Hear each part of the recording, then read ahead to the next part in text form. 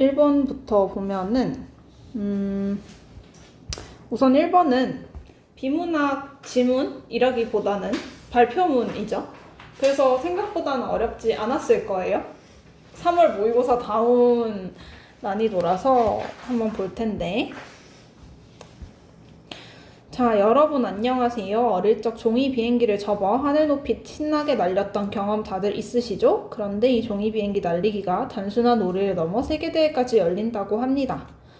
자, 키워드는 종이 비행기겠구나 체크하고 가면 되겠죠. 세계대회까지 열리기도 한데 그건 종이 비행기의 키워드 주제임을 강조해주는 문장이라고 생각하면 될 것 같아요. 자료 1을 제시하며 바로 이 비행기가 세계 종이 비행기 대회 오래 날리기 종목에서 29.2초의 신기록을 세운 주인공인데요. 오늘은 이 세계 1등 종이 비행기의 비밀을 파헤쳐 어떻게 접어야 비행기를 더 오래 날릴 수 있는지 알아보겠습니다. 자, 세계 1등 종이 비행기에서 더 오래 날릴 수 있는 방법이 주제겠다. 펜이 고장났네. 자, 첫 번째 비밀은 자료 1을 가리키며 자료 1 같은 자료죠, 지금. 이렇게 날개 면적을 넓히는 것입니다. 그 이유는 면적이 넓을수록 양력이 커지기 때문인데요. 양력은 종이 비행기가 공중에 뜰 수 있게 하는 힘으로 비행기의 날개 윗면과 아랫면을 지나는 공기 흐름의 압력차 때문에 만들어집니다. 자, 종이 비행기가 이렇게 있어요. 펜이 먹통이네. 이렇게 있으면 이 날개 면적이 넓어야 된대. 근데 이 날개 면적이 넓어야 되는 이유는 이렇게 날개가 있을 때 윗면이랑 아랫면을 바람이 이렇게 불어와서 지나가겠지. 이렇게 날리면 바람은 이쪽으로 불어오겠죠. 지나가는데 이 두 공기의 압력 차이인 거야. 그래서 종이 비행기가 안 떨어지는 건데요. 날개 면적이 넓으면 접촉하는 공기량이 많아져 큰 양력이 생긴대. 면적이 넓을수록 윗면과 아랫면의 공기량의 접촉은 커지겠죠? 이로 인해 종이 비행기가 공중에 더 오래 떠 있을 수 있습니다. 날개와 접촉하는 공기량이 많아진다. 그래서 양력이 커진다. 이렇게 논리가 연결이 될 수 있겠죠. 날개 면적을 키우세요. 왜? 날개랑 접촉하는 공기면의 수가 많아지기 때문에, 공기면의 양이 많아지기 때문에. 그런데 왜? 하면 양력이 커지기 위해서입니다. 자, 두 번째 비밀은 날개의 모양과 각도에 있습니다. 종이 비행기가 오래 날려면 공기 소용돌이 현상을 줄여야 하는데 자료 1을 가리키며 자료 1 계속 같은 자료예요. 이렇게 날개 끝부분을 위로 접으면 소용돌이가 줄어들어 좌우 균형을 더 잘 유지할 수 있습니다. 뭔가 이렇게 접었나 봐요. 날개 끝부분을. 자, 소용돌이 현상을 줄여야 한다. 날개 끝부분을 위로 접어라. 연결됐고요. 좌우 균형까지 갔습니다. 그리고 양팔을 벌려 Y자 모양을 취했대. 발표자가 직접 한 거예요. 날개를 이렇게 살짝 들어 올려 접는 게 좋습니다. 뭔가 이런 모양을 취했나 봐요. 자료 2를 가리키며 쌤이 지금 자료에 다 다른 기호로 표시하고 있는 거 보이죠? 같은 자료는 같은 부분에서 표시를 해줘야 나중에 문제를 풀 때 헷갈리지 않아요. 자, 날개가 수평선에서 위로 들린 각을 상반각이라 하는데 자, 이렇게 날개가 있으면 요 각을 상반각이라 하는데 상반각은 16도가 적합하다. 16도. 비행 중 기울거나 흔들리는 현상이 줄어 더 오래 날 수 있기 때문입니다. 종이 비행기를 오래 날리고 싶다면 꼭 기억해 주세요. 날개 면적을 넓혀 양력을 크게 하고 날개 끝을 위로 접고 상반각을 적절하게 만들어 비행기의 균형을 유지하는 게 중요합니다. 2, 3 문단을 요약했죠.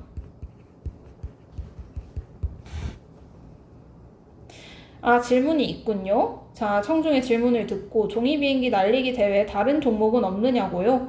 멀리 날리기 종목과 고개 비행 종목 등이 있습니다. 멀리 날리기용 비행기는 날개를 길고 좁게 접어 앞부분이 뾰족한 형태가 많은데 이는 비행을 방해하는 힘인 항력을 줄여 비행 거리를 늘립니다. 그리고 고개용 비행기를 접을 때는 좌우 날개 모양에 다양한 변화를 주어 방향 전환이나 회전을 쉽게 하도록 합니다. 이건 사실 주제에서는 벗어났지만 추가적으로 설명하고 있는 부분이죠. 오늘 발표 내용을 참고해서 나만의 종이 비행기를 만들어 끝없는 상상력과 도전 정신을 펼쳐보세요. 다음 세계 종이 비행기 대회에서 1등을 차지하는 주인공이 여러분이 될지도 모르니까요. 그럼 발표 마치겠습니다. 감사합니다. 라고 했어요. 쉽죠? 질문 자체는. 위 발표에 대한 설명으로 적절하지 않은 것은 답은 3번인데요. 자, 1번 청중의 경험을 환기하여 관심을 유도하고 있다. 종이 비행기 접어보신 적 있으신가요? 하늘 높이 신나게 날렸던 경험 다들 있으시죠? 이거 경험 환기예요. 비언어적 표현을 활용하여 전달 효과를 높이고 있다. 신체 동작이죠. 질문을 던져? 질문을 받았죠.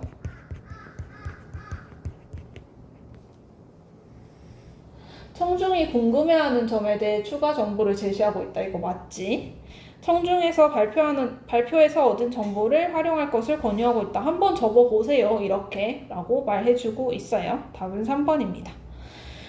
다음은 발표자가 제시한 자료이다. 발표자의 자료 활용에 대한 설명으로 가장 적절한 것은 자료 1번 쌤이 동그라미 표시했던 요 접혀있는 멀리가 아니라 오래 날리기 위한 비행기고요. 이건 상반각을 나타낸 자료 2번입니다. 자료 1을 활용하여 비행시간을 늘릴 수 있는 방법을 제시하고 있다. 맞죠? 양력을 늘릴 수 있는 방법을 제시했지. 맞나요? 네. 자료 1을 활용하여 비행 안정성을 높일 수 있는 종이의 두께를 보여주고 있나요? 아니죠. 두께 얘기는 안 했어. 그치? 자료 2를 활용하여 날개의 방향에 따른 공기 흐름의 압력 차이를 설명하고 있지 않죠. 이건 자료 1번으로 해줬어야 하는 거지. 양력에 대한. 자료 2를 활용하여 비행 속도에 영향을 미치는 날개 각도의 중요성을 강조하고 있나요? 비행 속도가 아니라 비행 시간이죠. 자료 1과 2를 활용하여 길이와 비행 거리의 관계를 언급하고 있다. 거리가 아니었죠? 비행 시간이에요. 답은 1번이고요. 다음 발표를 들으며 학생이 정리한 내용의 일부이다. 기억에서 미음 중 적절하지 않은 것은 인데요. 자, 날개를 넓게 만들기, 양력 증가. 맞죠? 날개의 면적이 넓어질수록 닿는 공기의 면적이 넓어져서 양력이 증가한다. 그러면 오래 날 수 있다. 맞지? 날개 끝을 위로 접기, 양력 감소? 이런 건 언급되지 않았죠. 그러니까 날개 끝을 위로 접는데 이건 좌우 균형을 위한 거지 양력 감소라고 언급된 적이 없어요. 틀렸어요.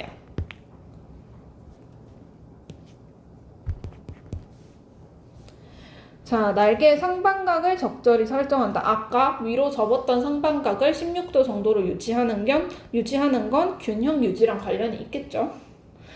자, 멀리 날리기용 종이 비행기는 날개를 길고 좁게 접어라. 이건 항력을 감소할 수 있기 때문이다. 여기 나오죠. 항력은 뭔가 비행에 저항하는 힘인가 봐. 이걸 줄여야 오히려 멀리 날 수 있나 봐요. 고개용 종이 비행기는 날개 모양을 다양하게 접어서 방향 전환과 회전을 용이하게 한다. 맞죠? 그래서 답은 2번입니다. 그렇게 어렵지 않았을 거예요. 그러면 뒤에 있는 지문으로 가볼까요? 사실 1, 2, 3번 같은 지문은 고1, 9월부터는 안 나올 거예요. 고1, 9월부터는 독서론, 같은 비슷한 길이의 지문인데 독서를 어떻게 해야 하느냐, 읽기의 방법, 우리 왜 문제 해결 과정으로서의 글쓰기 하면서 내용 조직하기 이런 거 했던 거 기억나? 시험 대비할 때? 그런 내용으로 하게 될 거예요. 자, 그래서 가, 나 읽어봅시다. 가, 나는 둘 다 윤리에 관한 지문이에요. 사실 고등학교 3학년이 고2, 고3 언니들이 뭐 생활과 윤리와 사상을 배웠다면 이거 지문 안 읽고 문제 풀 겁니다. 지문 안 읽고 문제 풀 거예요. 근데 우리는 안 배웠으니까 읽어봐야겠죠. 자, 가입니다. 이 지문을 읽으면서 좀 배경 지식을 쌓고 가면 좋을 것 같아. 공리주의는 다른 지문에서 3-4번 더 만날 윤리 과목 안에도 만날 친구들이니까. 자, 공리주의는 공리의 실천을 통한 최대 행복의 원리를 중시한다. 사상이 하나 나왔어요. 공리주의라는 사상입니다. 공리란 이익과 효용을 뜻하는 것으로 공리주의에서 행복이란 공리를 극대화하는 것, 즉 고통을 피하고 쾌락을 추구하는 것이다. 자, 즉 공리주의는 행복 극대화가 선이라고 생각하는 거예요. 옳다고 생각하는 거예요. 그래서 공리주의는 되게 간단해. 나한테 좋고 행복하고 만족감을 주는 건 플러스고요. 반대는 고통이지. 고통이 마이너스야. 플러스를 극대화하고 마이너스를 최소화하는 게 정의라고 생각하는 사상이에요. 어렵지 않지? 쉬운 내용을 이렇게 어렵게 풀어놨지. 자, 근데 여기서 행복은 나 혼자 행복한 게 아니라 사회 구성원 전체의 행복을 의미해. 예를 들어서 우리나라 사람들 전체를 사회 구성원이라고 친다면 이 플러스와 마이너스를 적절히 조율해서 5천만 명의 플러스가 최대가 되고 마이너스는 최소가 되게 하는 정책이나 뭐 제도나 이런 것들을 도입하는 게 정의라 생각하는 거죠. 오케이? 즉, 관련된 사회 구성원의 쾌락도 고려하는 것을 의미한다. 밀 이전의 공리주의는 밀이라고 한 글자만 나와서 이게 뭔가 했을 텐데 사람 이름입니다. 밀 이전의 공리주의 이렇게 체크해 놓을게요. 모든 쾌락이 측정 가능하고 그 원천에 상관없이 동질적이므로 단지 양에서만 차이가 난다는 양적 쾌락주의의 입장을 가졌다. 무슨 얘기냐면요.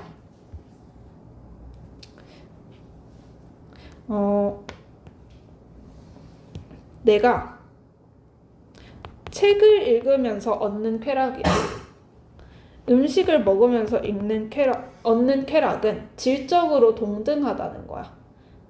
그래서 책을 얼마나 많이 읽느냐, 음식을 얼마나 많이 먹느냐의 차이만 있지 뭘 우선시하느냐는 중요하지 않았어요. 어떤 뜻인지 알겠어? 양적으로만 차이가 있기 때문에 뭐든 쾌락을 극대화할 수 있는 것을 더 많이 하기만 하면 돼. 더 많이 하기만 하면 돼 라고 했어요. 동물적 욕망에서 비롯하는 감각적이고 육체적인 쾌락과 인간 고등 정신 능력인 지성, 도덕적 감정, 상상력 등에서 비롯하는 정신적 쾌락이 본질적으로 동일하다고 본 것이다. 즉, 육체적인 쾌락이랑 정신적인 쾌락은 크게 다를 게 없다는 거야.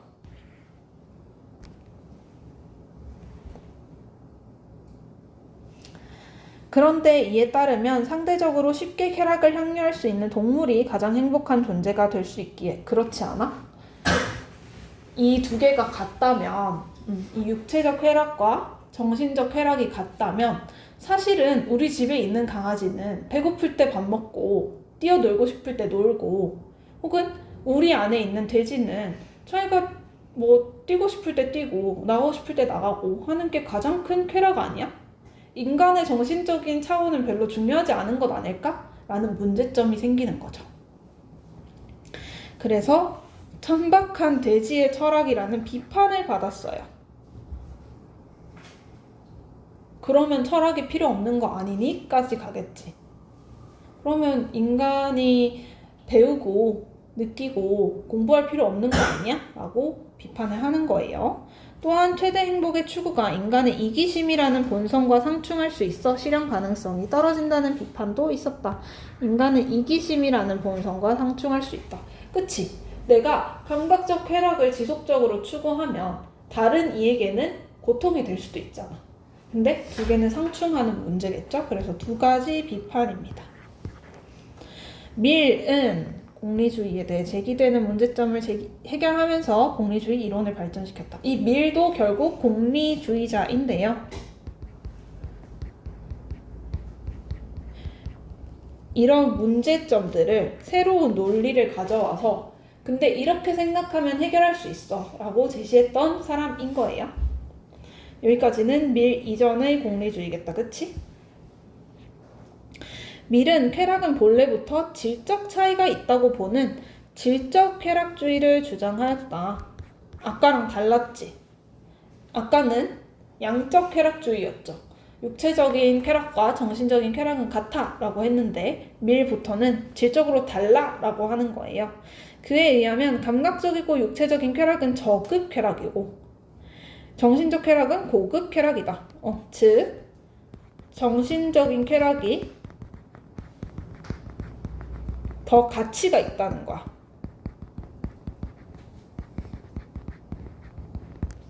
같은 양이 주어졌을 때 정신적 쾌락이 같은 감각적 쾌락과 같은 양에 주어졌을 때 플러스 되는 점수가 있겠지. 플러스 되는 점수가 정신적 쾌락이 오면 감각적 쾌락은 한 2 정도라는 거예요.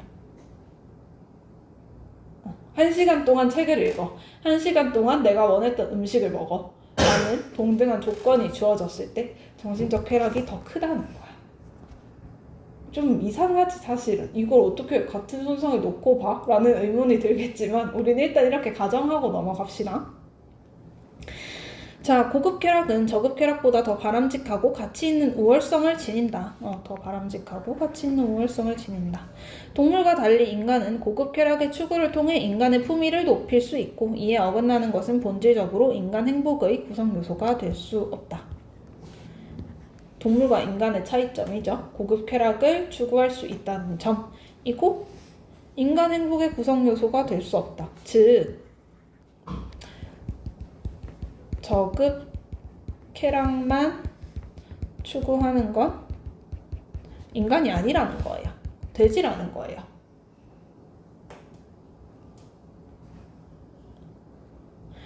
밀 이전의 공리주의는 최대 행복 추구와 이기심이 상충할 때 법률 여론과 같은 외적 제재가 개인의 이기적 본성을 제어할 수 있다는 입장을 드러냈다. 결국 이 뒤부터는 자 이전과 밀의 다른 점이죠. 그 첫 번째예요. 질적 쾌락주의를 추구한다. 두 번째는 외적 제재랑 관련된 거예요. 그러니까 외적 제재는 내 행동을 밖에서 제재하는 거니까 나는 법이나 제도나 사회적인 시선에 의해서 내 행동이 제재되겠지. 내 쾌락을 마음대로 추구할 수 없겠지. 근데 밀 이전의 공리주의는 이게 개인의 행동을 제어할 수 있다, 제어한다 라고 생각했어. 이기적 본성을. 근데 밀은 근본적인 해결책이 아니라고 생각한 거야. 밀에 따르면 외적 제재가 최대 행복의 원리에 부합하는 행동을 하게 할 수는 있지만 자발적으로 그러한 행동을 하도록 이끄는 힘은 아니라고 생각했다. 밀이 생각하기에 내가 법 때문에 도둑질 안 하는 건 내 자발적인 도둑질 안 해야지 라는 생각 때문은 아니라는 거야. 오로지 그냥 밖에서 하라고 하니까 이 정도의 수준인 거예요. 수동적인 거예요. 그래서 밀은 내가 이런 도덕적인 행동을 할 수 있게 하는 원인이 뭘까?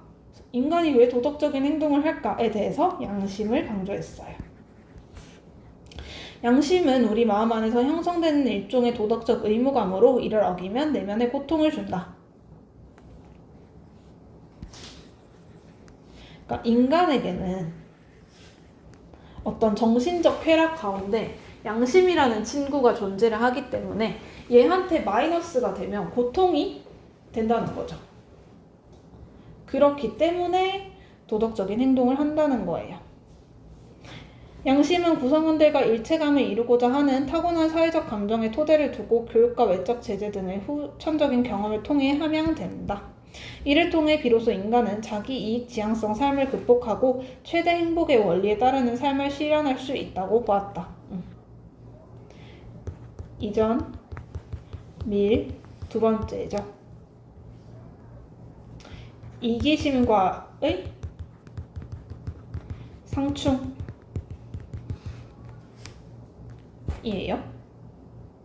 뭐 상충에 대한 해결책이겠지.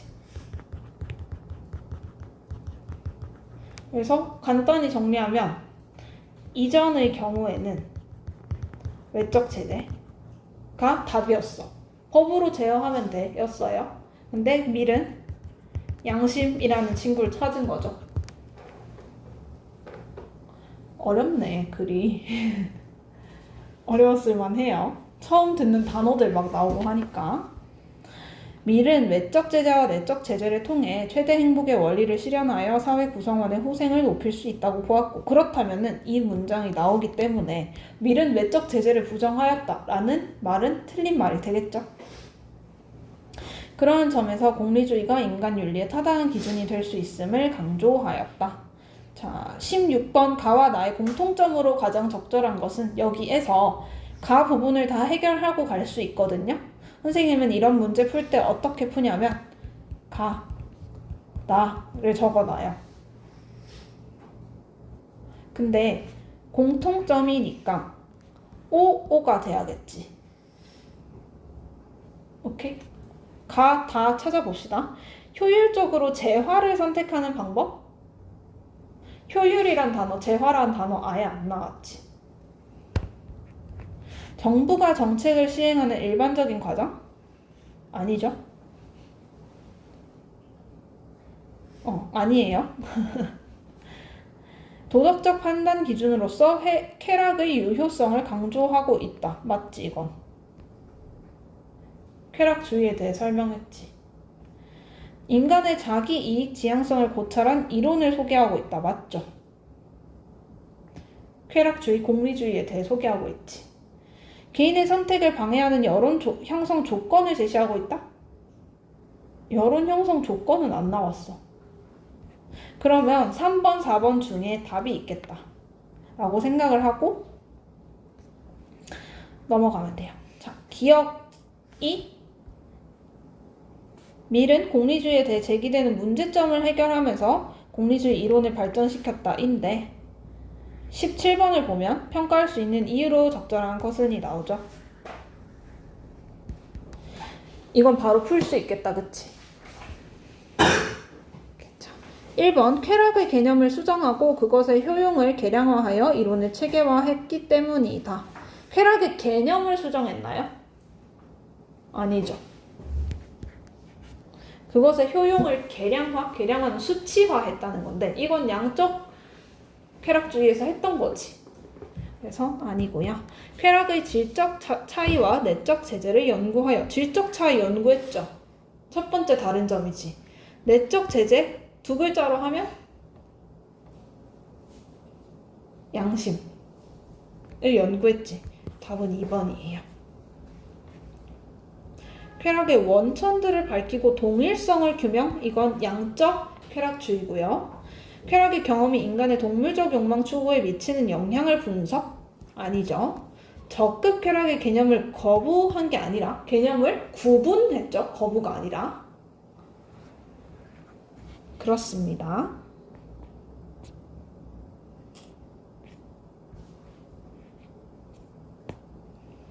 다음에 또 풀 수 있는 문제가 있나?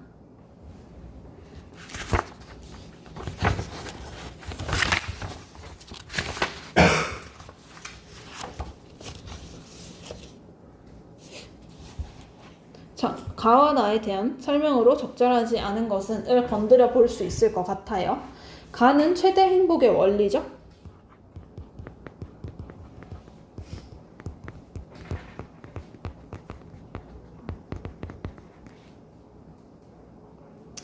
가는 교육적 경험을 쌓아 실행될 수 있다.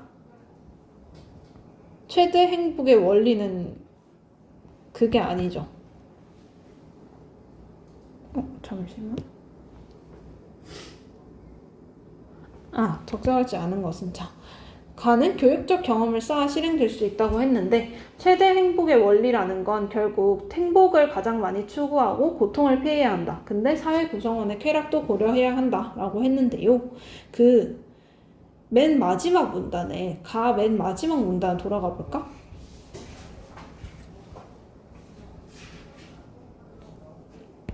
외적 제재와 내적 제재를 통해 실현할 수 있다. 근데 이건 뭐 교육과 이런 것들에 대해서 후천적인 경험을 통해서 함양된다 라고 했으니 얘는 O라고 할 수 있는 거예요. 왜 이렇게 펜이 이상할까? 나는 아직 안 보고요. 가는 의사결정 판단의 근거가 개인의 이익이고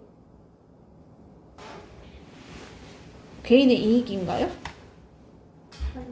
아니에요. 그래서 사실 이거 체크하고 넘어가도 돼요.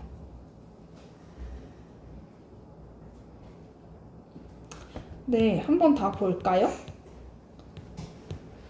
혹시나 애매한 답일 수 있으니까 한번 다 볼게요.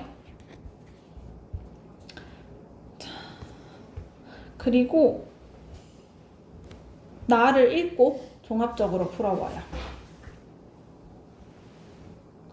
자, 인간의 이기적 욕망을 충족하기에 한 사회가 갖고 있는 자원은 유한하다. 경제학자들은 인간이 합리적인 선택을 통해 개인의 이익을 극대화하는 존재로 보고 합리적인 소비를 과정을 이해하기 위하여 효용 이론을 제시했다.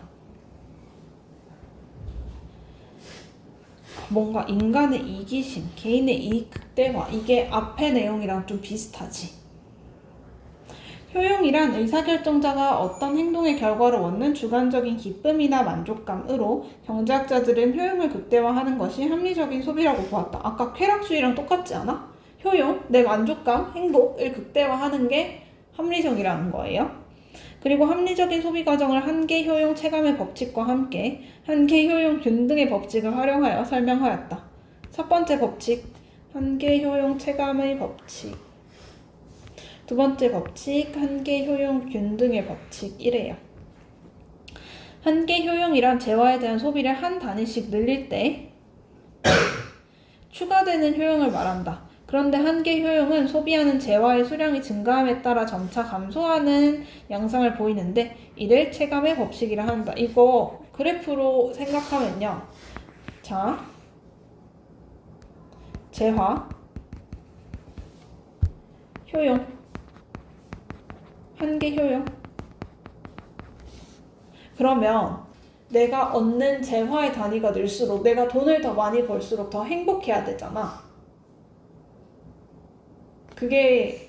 이게 정비례하는 게 상식적이죠.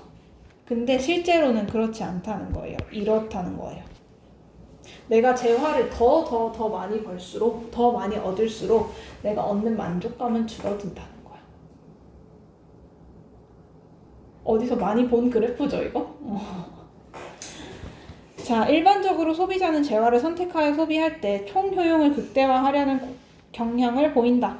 예를 들어, 은우가 한 개에 각각 1,000원인 튀김과 초밥을 한 개씩 추가로 소비하는 상황을 가정해보자.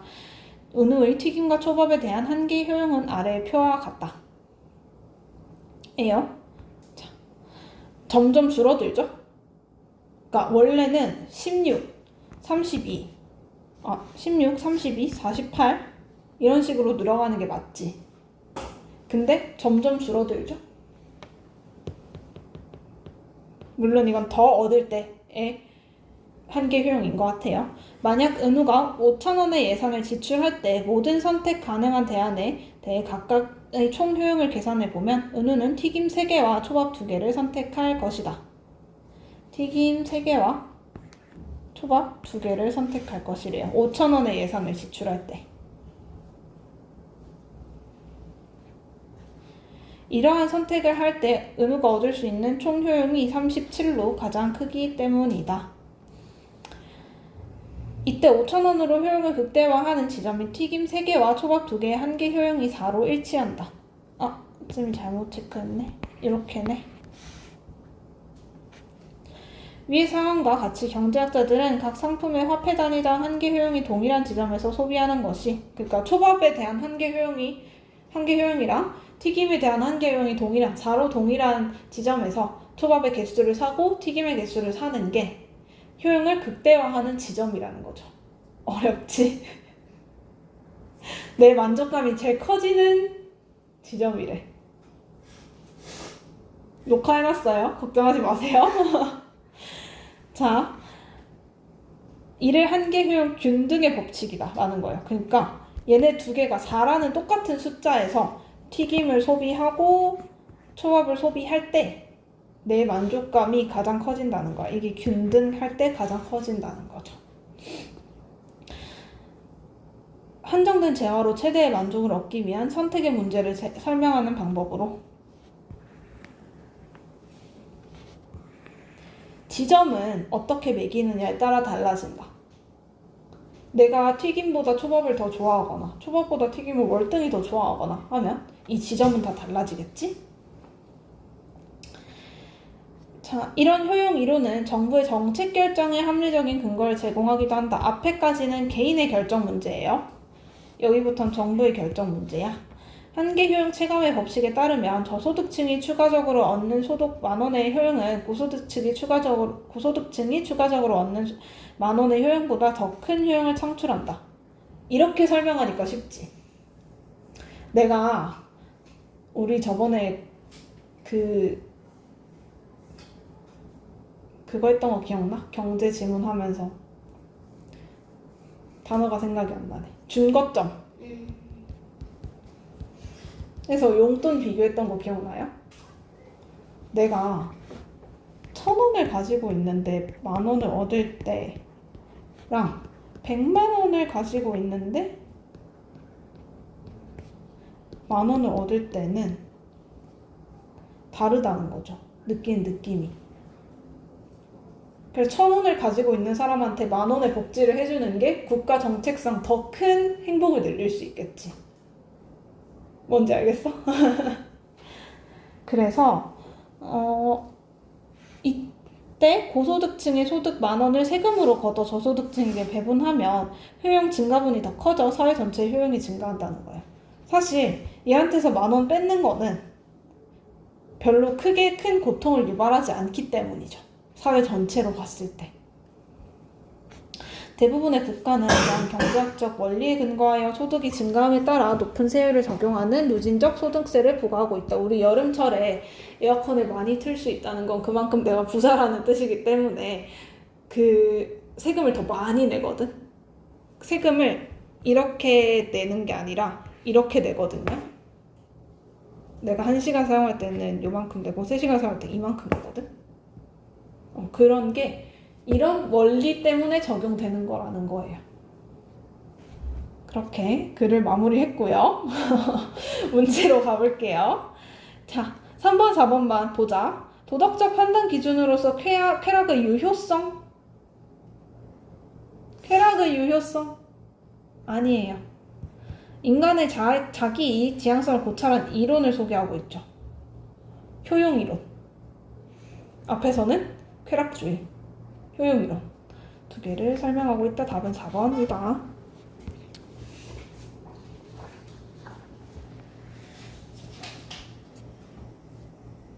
18번 A를 바탕으로 보기를 이해한 내용으로 적절하지 않은 것은 인데요. 자, 답은 일단 5번이에요. 아래의 그래프에서 A, B, C, D, E는 은호의 소비 선택 지점을 표시한 것이고 예산 제약선은 5,000원으로 구입할 수 있는 소비 선택 지점을 이은 것이다 라고 하고 있어요. 아까 표 있죠? 표. 여기 있는 표를 그래프로 나타낸 거야. 그래프로 나타낸 건데요. 자, 그래서 5,000원이니까 여기 안에서 소비를 해줘야겠지. 5,000원을 가지고 있다면. 여기 안에서 소비를 해줘야 하는데 아까 우리 최대 효용을 얻을 수 있는 지점, 즉 균등한 지점이 이미 제시가 됐어요. 뭐였냐면 튀김 3개와 초밥 2개야.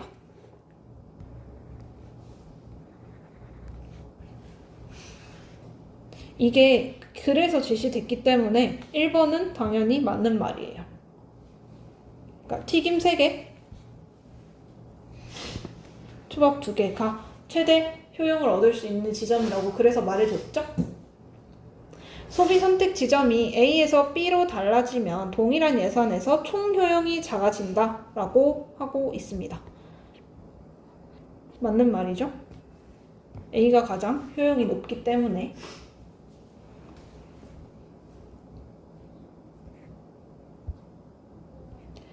자, 소비 선택 지점이 B에서 C로 달라지면 1,000원을 덜 소비하고 총 효율이 작아진다. 그치? 덜 소비하고 이만큼 작아지죠? 그치? 초밥 2개로 줄이면은 1,000원 덜 소비하지? 1,000원짜리 초밥이었으니까. 소비 선택 지점이 C에서 A로 달라지면 1,000원을 더 소비하고 총 효용이 커진다. C에서 A로 달라지면은 더 커지죠? 그쵸? 자, D, E 모두 6,000원의 예산으로 가능한 소비 선택 지점으로서 E는 D보다 총 효용이 크다라고 했는데요. 아니죠. D가 더 크죠.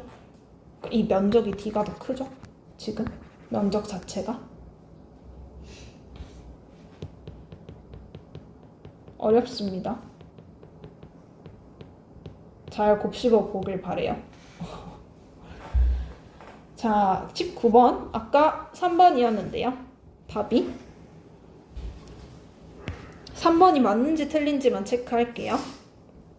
나는 의사결정 판단의 근거가 사회의 이익이다 라고 했는데요. 나는 효용이론이었죠. 효용이론 아닌가?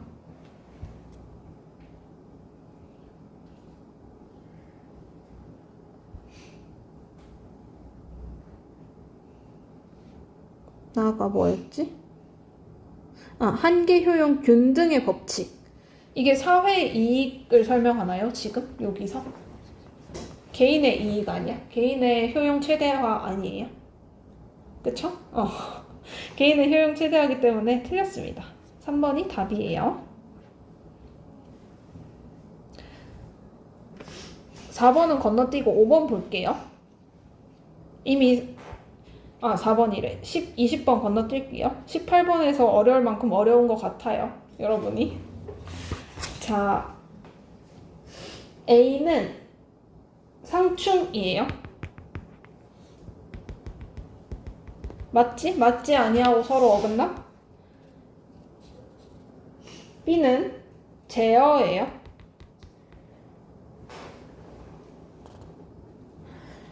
감정 충동 생각 따위를 막거나 누름은 제어가 아니라 제지입니다.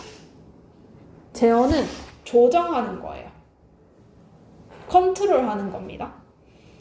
답은 그렇습니다. 여기까지 하고요. 어려우셨죠? 고1 모의고사 뒤로 갈수록 이런 문제가 나오는 거예요? 맞아요. 근데 이건 유별나게 어렵긴 합니다. 유별나게 어렵긴 한데 여기까지 하고요. 숙제는 요거 모의고사 다 풀어오기. 모의고사 풀어오기입니다. 다음 시간에는 수업은 없는 거 알죠? 정말. 다음 시간에 상봉 휴강이에요.